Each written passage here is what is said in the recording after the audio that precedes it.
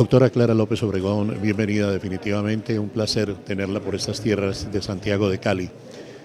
¿Qué opina de esta cumbre que dice el rector no es hablar del posconflicto, no es hablar, perdón, del fin de la guerra, sino del posconflicto? Bueno, de la posguerra, dice el doctor Libardo Orejuela con muy buen criterio. Estamos ya tan convencidos de que el diálogo de La Habana va a llegar a acuerdos, que el país está volcado a la discusión de qué va a pasar después de los acuerdos. Y después de los acuerdos, sin lugar a dudas, pues viene la refrendación, que va a ser algo fundamental, porque los acuerdos van a tener que tener la legitimidad de una refrendación por parte del pueblo colombiano. Esperamos que se abran las compuertas de la democracia en Colombia, y abiertas esas compuertas a través de la movilización social, de la organización. El pueblo colombiano tiene que dedicarse a conquistar los profundos cambios estructurales que necesita el país. Ellos no van a salir del Acuerdo de La Habana, sino del ejercicio democrático del pueblo colombiano. Doctora Clara, esta coyuntura que se ha presentado con la retención o secuestro del general, el gobierno no incumplió un pacto de no pararse de la mesa hasta tanto todo esté acordado.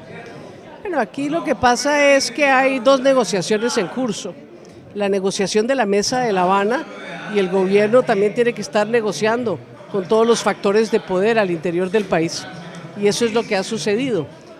Veo que el gobierno levantó, suspendió el diálogo, algo que criticamos en su momento, pero lo vio necesario en función de la presión y de la conspiración permanente en contra de la paz que se vive en nuestro país.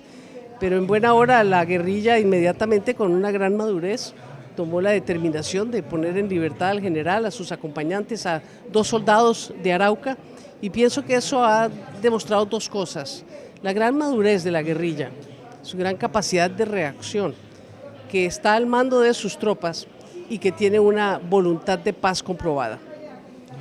Después de esta situación, ¿el proceso usted cree que toma una aceleración, toma desconfianza o por el contrario confianza? Yo pienso que el proceso avanza, y avanza pues con todas las complejidades y dificultades, y desde luego esperamos que más pronto que tarde se llegue a los acuerdos, pero lo que sí ha hecho esta crisis es generar, en mi criterio, una mayor confianza en el proceso, porque hemos visto con nuestros ojos la voluntad de paz tanto del gobierno como de la guerrilla para seguir adelante. Doctora Clara, esta polarización del país, ¿usted cómo la ve? Unos en favor del proceso y otros que no están tanto. Bueno, es que el unanimismo no es algo que se pueda garantizar en una sociedad. Lo importante es continuar con la pedagogía de la paz, con la pedagogía de la búsqueda de acuerdos y el respeto de la diferencia. Es que la polarización no es grave en la medida en que se garantice a todo el mundo su derecho a la libre expresión, y que el debate público se lleve a cabo dentro de los cánones del respeto, y que no acudamos a las armas como antaño para resolver nuestras diferencias. Yo creo que esa es la pedagogía que le está haciendo falta a algunos sectores de la opinión pública colombiana. ¿Y en esto de la pedagogía se preparó el gobierno?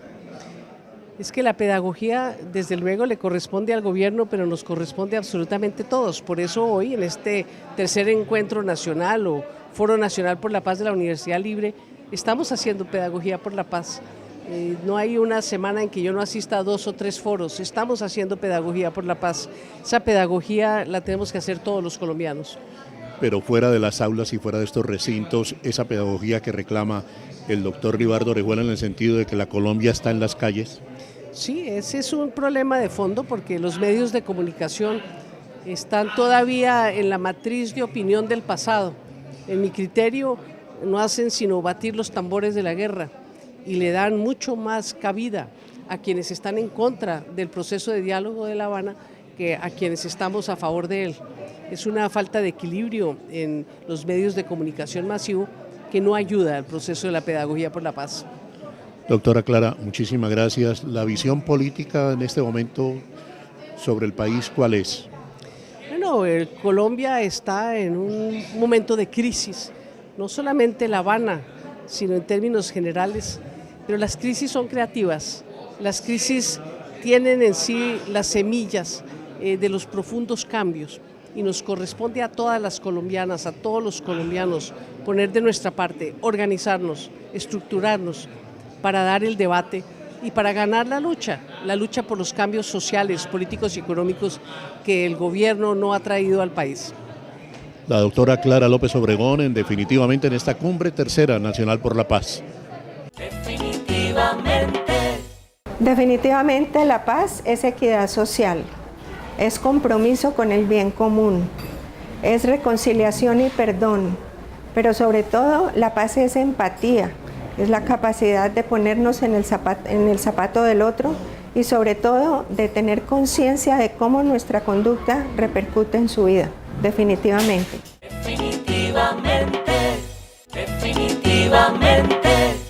Definitivamente, como generación humana, en este momento histórico, los hombres y las mujeres de Cali podemos comprometernos a cambiar esa tragedia de las violencias contra las mujeres. Otras sociedades en otros países lo han logrado y lograron, por ejemplo, terminar con la esclavitud. Nosotras podemos, nosotros afortunadamente caminan en Cali grupos de hombres y mujeres que trabajan para ello, definitivamente. Con la senadora Claudia López. Senadora, el rector se acaba de referir a usted como una adalid del valor. Muy generoso el señor rector de la Universidad Libre de Santiago de Cali. La verdad tengo una enorme gratitud por la oportunidad de venir a esta ciudad maravillosa del suroccidente colombiano a que discutamos cómo vamos a construir paz, porque lo cierto es que lo único que pueden hacer los violentos y los que han mal gobernado este país, los que están sentados en la mesa de La Habana, es parar la guerra, porque ellos son los que la producen todos los días. La responsabilidad de construir paz, de reemplazar a esos ilegales en el territorio, será nuestra, será de los ciudadanos y es de la capacidad de los ciudadanos lo que me permite a mí ser optimista sobre el futuro de la paz en Colombia. Senadora, ¿cuál es la diferencia entre la terminación del conflicto que se negocia en La Habana y el proceso de paz que sigue? Yo realmente creo que es importante que los colombianos entendamos que los que están en La Habana no van a construir paz. Todo lo que van a acordar es cómo dejarse de matar entre ellos y a nosotros. Eso es lo que están acordando. Cómo renunciar al uso de la violencia y cómo incorporarse a la acción social y política sin armas y sin violencia. No pueden acordar más. Allá están sentados los que han mal gobernado este país, el clientelismo y la corrupción con la que se eligió el presidente Santos. Eso es lo que está negociando con las FARC. Y lo único que está discutiéndose allí que realmente ellos pueden aportar, insisto, es renunciar a la violencia. Lo que sigue a continuación es que sin violencia, sin que nos estén dando plomo los unos y los otros, los ciudadanos de Colombia, con movilización social, con acción colectiva, con independencia política, podamos cumplirle a las víctimas, cumplirle a las regiones, construir instituciones y sacar este país adelante. Senadora, pero un país tan polarizado como el nuestro, ¿cómo construye paz de ahí para allá? En todos los países en los que ha habido un conflicto armado interno y se pasa por un proceso de paz hay polarización. Es que hay que recordar que la guerra duele y la paz divide, es lo normal. La guerra deja muchas secuelas, muchas cicatrices, muchos dolores. ¿Cómo pedirle a la gente que no tenga animadversión contra quien lo ha atacado? ¿Cómo pedirle a los ciudadanos de Colombia que no sintamos indignación por los ataques de las FARC? La paz divide, eso es normal, nos polarizan opiniones, levanta emociones, pero yo creo que vamos a poder pasar por esa etapa y en el transcurso del tiempo, una vez culminada la guerra, y construyendo, digamos, acuerdos con menos polarización y más inclusión para Colombia. Sí, senadora, en esta polarización ha hecho mucha falta por parte del gobierno de Santos una pedagogía de qué es lo que se está haciendo y qué es la paz. Sí, la verdad es que incluso desde la campaña electoral hay que ver que el presidente duró como un año y medio, digamos, ambiguo, no, estamos haciendo la paz, pero si la paz se acaba no pasa nada. Realmente solo hasta que empezó la campaña de reelección el presidente Santos se apropió del tema de la paz, se lo explicó al país, se lo vendió como una propuesta, digamos, que valía la pena apoyar en las urnas y finalmente lo logró, con mucha dificultad, pero lo logró. Ha faltado pedagogía, ha faltado liderazgo político para que la gente entienda por qué esta paz nos conviene a nosotros. Nosotros no estamos haciendo la paz por hacerle un favor a las FARC, ni vamos a permitir que las FARC, cuando se desmovilicen y renuncien a la violencia, dejen a la gente de las regiones incorporarse a la política porque les sirva a ellos. Eso nos sirve es a nosotros, a los que se nos sirve que se acabe la balacera, que se permita, digamos, movilización social y acción política sin violencia, es a la mayoría de los colombianos, de manera que esto no es una concesión a las FARC. es sobre todo una conveniencia para los colombianos abandonados en las regiones que han sido las principales víctimas de este conflicto. Senadora Claudia López, es decir, es llegar a tener un país lleno de equidad. Pero esa equidad solo se puede construir si se acaba la guerra. Es que la guerra lo que hace es profundizar. Pero perdón, ¿esa inequidad. guerra es solamente con las FARC? No, no es solamente con las FARC, pero las FARC, digamos, son la organización criminal armada más grande que tiene Colombia hoy, ¿no? Y así que, digamos, como en su momento los paramilitares eran un gran factor de inestabilidad y de inequidad, hoy lo son las FARC. Y seguramente también hay que hacer una negociación con el ELN, que sería la última guerrilla con la que quedaría pendiente una negociación. Entonces, digamos, la guerra tiene múltiples aristas, pero sin duda las FARC es una organización criminal demasiado grande que no podemos exterminar sino por la vía de una negociación política. Las FARC están sentadas negociando no porque se les conmovió el corazón un día, las FARC están sentadas negociando por rechazo político, por rechazo social y por eficacia militar. Y esas tres cosas hay que mantenerlas todo el tiempo, pero eso es que no hacemos ese al fuego bilateral. Porque si no, esos tipos dilatarían y dilatarían como lo han hecho en el pasado y se fortalecerían como lo han hecho en el pasado. Es que esta es la quinta o sexta negociación con las FARC, los conocemos de mucho tiempo, a las FARC no se les puede dar medio milímetro de ventaja si queremos que esta negociación termine y termine bien. ¿La liberación de estos rehenes fortalece? ¿Habrá más confianza? ¿Habrá celeridad? No, todo lo contrario. Cada hecho criminal de las FARC, cada atentado, cada muerte de un civil, cada secuestro de un soldado, obviamente indigna a los colombianos con razón y debilita, digamos, el prestigio del proceso de paz a la luz de los ojos de los colombianos. Todos estos hechos son desafortunados y por eso debemos superarlos. Yo le agradezco a los países amigos que nos han ayudado a superar este impasse, exigir la liberación de los secuestrados y retomar las negociaciones para que el proceso continúe y culmine ojalá muy pronto. Doctora Claudia, yo la veo en el Senado de la República, usted como colombiano y como periodista, con unas posturas supremamente claras y de valentía, y es la oportunidad para agradecerle en nombre del país que se trate desde la legislatura de Colombia con verdades.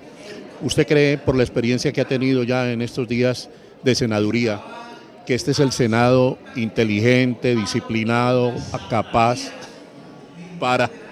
Desafortunadamente no, la verdad es que debo confesar que a la mitad de mis compañeros no les conozco ni la voz. Casi no van, no hablan, no hacen un debate, no proponen nada. Yo no sé en qué se la pasan, haciendo negocios seguramente, pero no asistiendo al Senado. Todavía estamos muy lejos, digamos, de que el Senado sea una institución que inspire el respeto de los colombianos. Y yo diría, y es lo que veo en estos 4 meses y espero contribuir, digamos, a cambiar, es que hay 2 factores fundamentales que deterioran el Congreso como institución y el Senado. Una es que desafortunadamente muchos congresistas pues son los bandidos que se la pasan haciendo negocios de corrupción o son herederos de parapolíticos o están negociando con la mermelada o qué sé yo. Pero digamos, ahí hay una gente elegida de muy baja calidad, digamos, francamente indeseables, que deberían estar en la picota, no en el Congreso. Pero lo segundo que daña el Congreso es la manera como el gobierno se relaciona con el Congreso. El gobierno cree que el Senado de la República es una plaza de mercado, donde va a comprar al de tal voto por voto según le convenga. Y esa manera corrupta y clientelista del gobierno de relacionarse con el Senado daña al Senado. Porque no hay argumento que valga, no hay discusión, no se trata de prepararse para la discusión y convencer a otros. Se trata de que cuando estamos en la discusión, llega el gobierno y dice, bueno, me votan así. Y los congresistas lo que hacen es negociar en cuánto vale su voto. Entonces, hay que superar esas 2 cosas, digamos, elegir mejores personas sin prontuario y con más trayectoria y exigirle al gobierno que deje el clientelismo y la corrupción como manera de manejar el Congreso. Senadora, muchísimas gracias, muy amable. Bueno, muchas gracias. Definitivamente el papel de los medios de comunicación y de nosotros los periodistas en el actual proceso de diálogo de La Habana y en el proceso de paz en marcha es fundamental, es determinante, porque de su trabajo depende que la sociedad colombiana esté plena, veraz y oportunamente informada sobre los avances de los diálogos y especialmente sobre lo que falta y las perspectivas para sacar adelante el proceso de paz, definitivamente.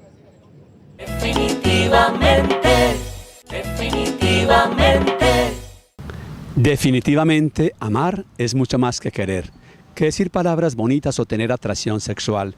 El amor va con respeto, tolerancia, perdón, comprensión, ternura y entrega. Y ese amor es tu salvación y tu felicidad, definitivamente. positivamente. Doctor Horacio Serpa, bienvenido. ¿Qué significa que la Academia haga eventos como esta Cumbre Nacional por la Paz para usted? Significa mucho, porque es la manera más apropiada de discernir sobre los asuntos prioritarios de interés público. Este tema de la paz no se agota, pero aquí en un ambiente académico hay que examinarlos con rigurosidad, con objetividad, con responsabilidad y seriedad. Y es lo que está demostrando la Universidad Libre en tan ejemplar foro sobre la convivencia. Sí. Acaba de decir la senadora Claudia López en el sentido de que ya por lo menos Colombia no está tan dividida en un 55-45. Cuando inicia este proceso era un 90 a favor de continuar la guerra y un 20 a favor de un diálogo en la paz. En la medida en que la gente se va dando cuenta de qué se trata, examina por qué las razones de esta guerra, se percata de qué significa la guerra en todos sus efectos humanísticos, económicos, políticos, sociales, se acerca más a respaldar el proceso que se está adelantando con la FARC en La Habana. Esa es una gran ventaja. Yo creo que vamos por buen camino y vamos a hacer la paz. Tuve una anécdota, doctor Horacio Serpa, que me llamó mucho la atención con su padre en cuanto a identificar una calavera, si era conservadora o era liberal. Claro, porque es que la guerra iguala a todo el mundo. Los cadáveres de un uniforme o de otro uniforme son iguales, por decir de alguna manera, iguales de pálidos, iguales de inmóviles. Entonces, tenemos que ver la manera de acabar la guerra. Miren, Napoleón, el más grande de los guerreros, decía, todas las guerras comienzan con soldados, pero terminan con cadáveres, pero además terminan con miseria, pero además terminan incrementando la desigualdad, con más corrupción. Es una desgracia la guerra. Entonces, lo importante ahora es buscar la paz, apoyar la paz. Es lo único que en este momento le sirve a todas y todos los colombianos. Doctor Serpa, usted es un hombre involucrado con la historia de este país. Estamos viviendo la Constitución de 1991, donde usted fue presidente o uno de los presidentes. ¿Usted cree que la Constitución del país tiene el marco jurídico para arreglar la situación de la guerra con las FARC? Porque hay otro tipo de guerras. Claro, porque es una constitución democrática, es una constitución de un profundo sentido social, es una constitución que propicia igualdad. Si nosotros nos atenemos a ella, encontramos todos los elementos para hacer la paz y para lograr la convivencia. En materia jurídica estrictamente, el Congreso acaba de aprobar un estatuto para lograr la paz. Es lo que se llama el marco jurídico para la paz. De manera que estamos preparados y es importante el apoyo ciudadano para que esto pueda salir adelante. Que la paz, que es la terminación de la guerra. Luego vendrán las reformas, que son el complemento para que la paz sea estable y duradera. Nosotros podemos hacer un marco jurídico autónomo sin creer o dejando a un lado la Corte Penal Internacional de Roma y otros acuerdos como el de Ginebra. Lo que pasa es que los acuerdos internacionales tienen que entender profundamente lo que se vive en cada uno de los países. No puede haber una definición internacional que le cohíba a cualquier comunidad a hacer la paz. La justicia transicional tiene plena acogida en el ambiente jurídico internacional y eso es lo que Colombia va a aplicar. De manera que no creo que la Corte de Roma sea ningún motivo o circunstancia interferente para que los colombianos podamos convivir sanamente como no lo hemos tenido hace muchísimos años. ¿Se arregla este conflicto y la paz cómo sigue, doctor Serpa? Se arregla este conflicto y hay que complementarlo con las reformas. Conflictos siempre habrá, pero conflictos que se puedan resolver sin armas, que se puedan resolver con árbitros, que se puedan resolver con jueces, que se puedan resolver con intervención de representantes de las propias comunidades. Me parece que esa es la gran aspiración. Doctor Horacio Serpa, muchísimas gracias, muy amable. A usted, muy amable, muchas gracias. Me alegra mucho saludarlo. Igualmente, gracias. Horacio Serpa Uribe, en este tercer Congreso Nacional por la Paz, donde hay una cantidad de temas indudablemente para todos los colombianos y que tratamos a ustedes televidentes por lo menos de llevarle pues no solamente la información, sino el debate y también el pensamiento sobre lo que es el postconflicto en la Cumbre Nacional por la Paz de la Universidad Libre. Definitivamente el amor es compromiso, el amor es ayudar. Por eso para Arroz Blanquita, desde su eslogan, el arroz que crece haciendo crecer, es muy importante ayudar con estas iniciativas de espacios de luz verde. Definitivamente amor es ayudar.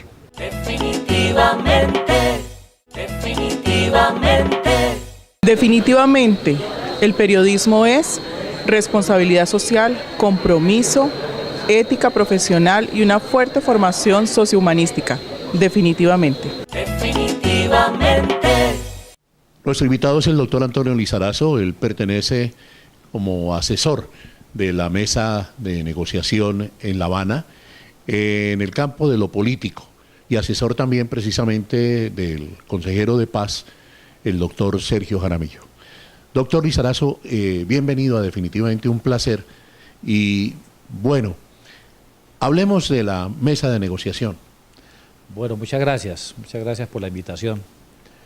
Bueno, pues como ustedes saben, en el acuerdo general suscrito entre la FARC y el gobierno para la terminación del conflicto, se acordó como mecanismo para las conversaciones la constitución de una mesa de conversaciones.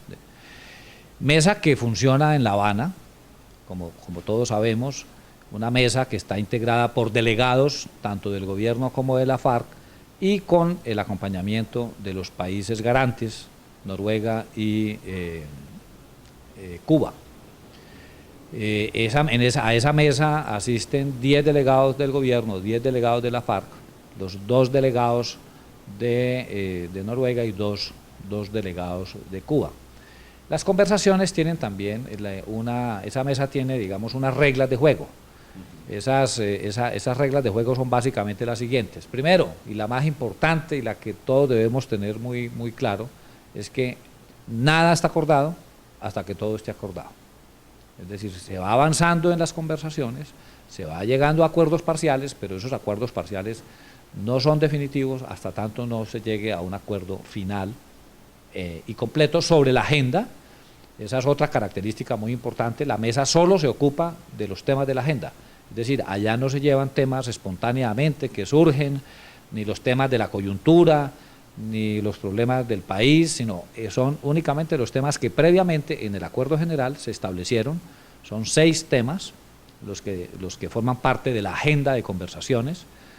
Eso explica a veces la dificultad con la pretensión de la FARC de llevar a la mesa temas que no forman parte de la agenda, y eso por supuesto genera una dificultad. Hasta ahora se ha logrado desarrollar ya 3 temas de la agenda.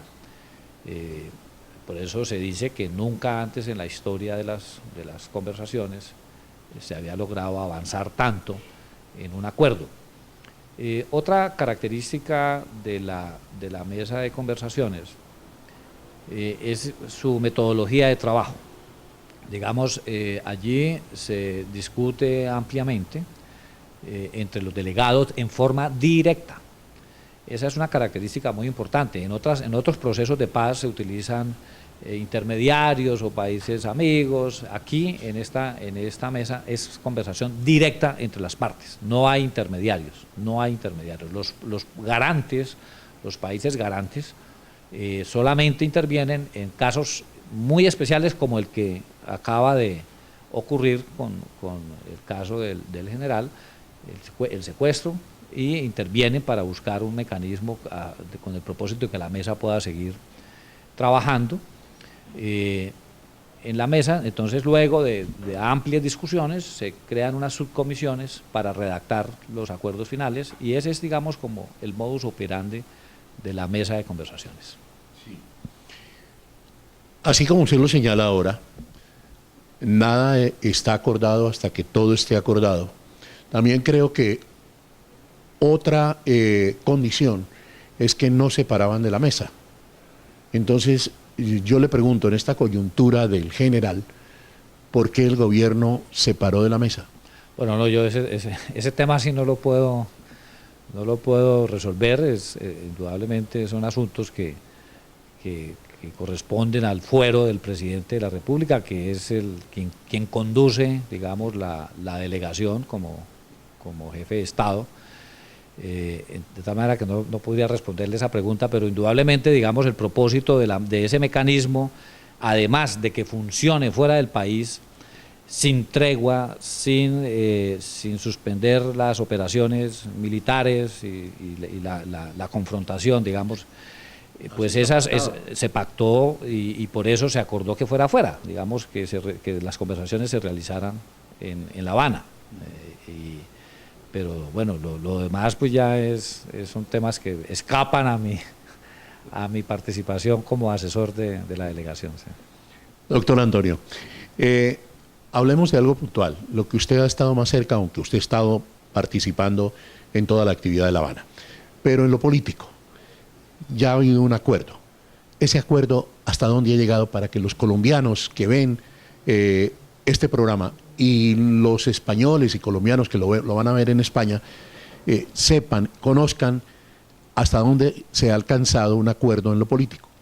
Bueno, el acuerdo sobre el punto 2 de la agenda, que es el tema de participación política, es un acuerdo muy importante.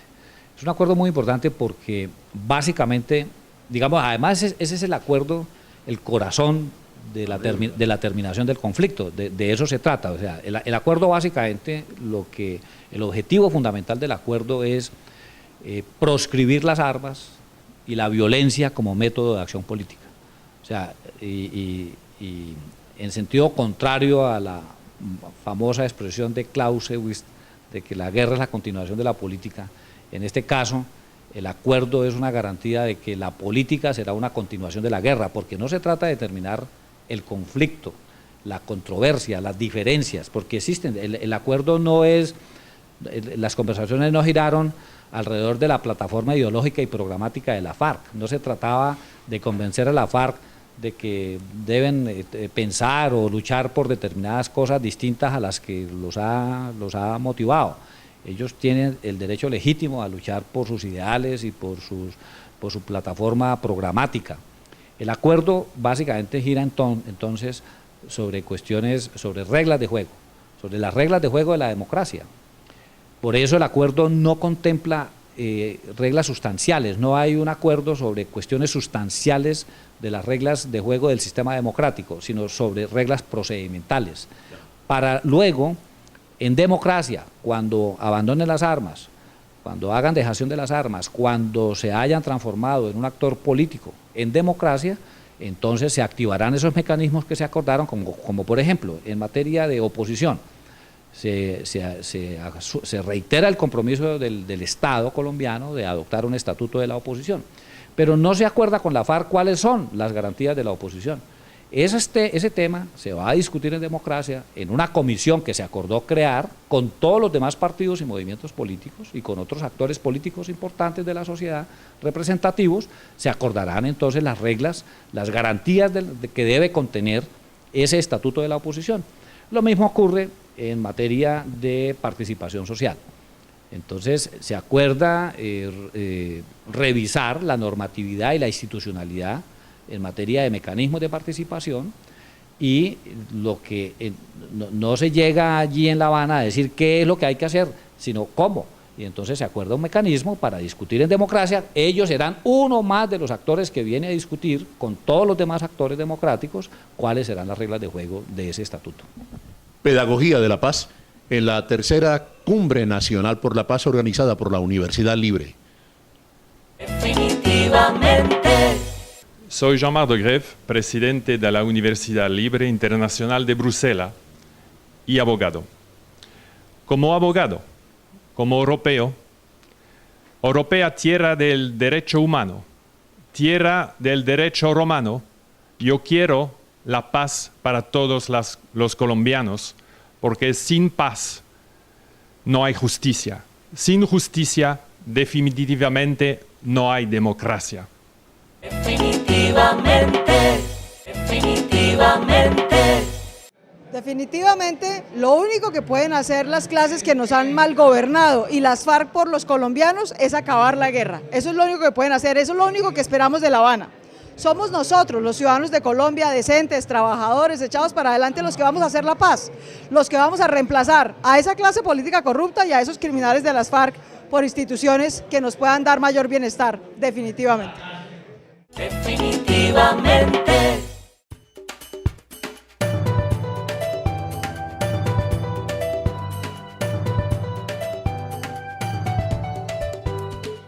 Doctor Antonio, hemos venido hablando de asuntos muy técnicos frente a los televidentes, ¿sí?, que de pronto no son constitucionalistas. Yo le quiero preguntar por la Colombia real, la de las calles, la de los villorrios, la de los pueblos donde no hay presencia del Estado. ¿Ese será un compromiso? Porque es que el Estado lo han hecho siempre los grupos armados, fuera de la ley. Entonces, ¿será un compromiso de transformación de pronto que surja de este acuerdo? Este proceso de paz ha sido concebido recogiendo toda la experiencia que ha vivido Colombia en esta materia y la experiencia internacional. Y tiene, digamos, otras características que, digamos, para atender esa inquietud. Lo que se está conversando y acordando en La Habana no es la paz. Sí. Lo que se está discutiendo en La Habana es una agenda mínima para ponerle fin al conflicto armado, no al conflicto armado. O sea, las diferencias que tenemos con la FARC subsistirán, digamos, hay diferencias irreconciliables, pero es que una cosa es tramitar las diferencias por la vía de las armas y de la violencia, y otra cosa es tramitarlas por la vía democrática, que es lo que el acuerdo, digamos, pretende. Ahí es donde ha faltado pedagogía de todos, porque el ciudadano común y corriente cree que es la paz y que definitivamente ya no va a haber... Después, al día siguiente de que se firme el acuerdo, probablemente haya más conflictividad social, probablemente, porque si los ciudadanos ya no van a tener el temor, ni las autoridades el pretexto de la guerra, pues va a haber más libertad para protestar y seguramente los ciudadanos van a protestar y se van a organizar y incluso el acuerdo prevé también la adopción de un estatuto que garantice la movilización y la protesta con un mérito adicional que no solamente pretende garantizar los derechos de los que protestan, sino también de los ciudadanos que no protestan. Se pactó expresamente que ese estatuto tiene que contemplar y garantizar los derechos de los que protestan y de los que no protestan. Porque es evidente que los que protestan, a veces creemos que solamente tienen derecho los ciudadanos que protestan, ¿no? Hay otros que no quieren protestar, o no pueden, o lo que sea, pero nadie los puede obligar, ni nadie les puede impedir que ejerzan sus derechos por cuenta de que otros están protestando. Eso se pactó expresamente.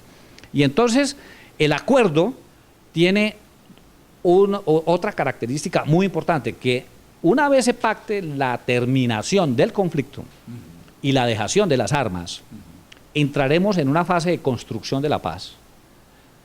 Y esa fase de construcción de la paz tiene dos elementos muy importantes. El primero es que, digamos, los acuerdos se ejecutarán o se desarrollarán con un enfoque territorial. Es decir, en los territorios más afectados por el conflicto. Es allí. ¿Y cómo? Con participación ciudadana. O sea, no son las FARC las que van a decirnos qué es lo que hay que hacer en el territorio, son los ciudadanos mediante mecanismos de participación democrática.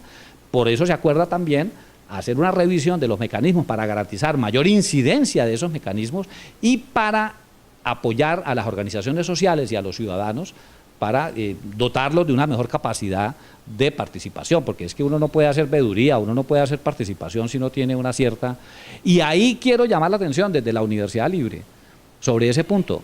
Ahí las universidades están llamadas a jugar un papel fundamental en el posconflicto, precisamente ayudándole a la sociedad, a las comunidades, a organizarse, a capacitarse, a estar en condiciones de hacer una participación que sea eficaz y que tenga incidencia. Entonces, en esa segunda fase, repito, con enfoque territorial, la tercera fase, que es el proceso de construcción de paz, con enfoque territorial y con participación ciudadana, que son los dos grandes elementos, los dos más importantes elementos de esa tercera fase, implica unos grandes cambios también en la descentralización el fortalecimiento de la descentralización administrativa y en el fortalecimiento de la participación ciudadana. Cuando hemos conversado definitivamente con el rector, doctor Ribardo Orejuela, dice que a los bogotanos les gusta mucho el chocolatico santafereño, que hay que mirar para acá. Es que, doctor, la situación de Valle, Chocó, Cauca y Nariño es supremamente grave, además de todo lo que ha pasado ahora. Claro, y entonces el problema es que estamos acostumbrados en Colombia a que nos definen desde Bogotá o desde el centro del poder las reglas de juego y cómo debe ser y los indicadores, y resulta que eso no interpreta, no reconoce la realidad, la heterogeneidad. Este acuerdo, este proceso tiene muy claro que la paz se construye en el territorio y que esa paz se construye por los ciudadanos participando activamente en definir su destino, su futuro, o sea, una participación realmente que adquiere una importancia muy grande en la etapa de construcción de la paz. Doctor Lizarazo, gracias por esta pedagogía. Bueno, señor, muchas gracias a usted por invitarme.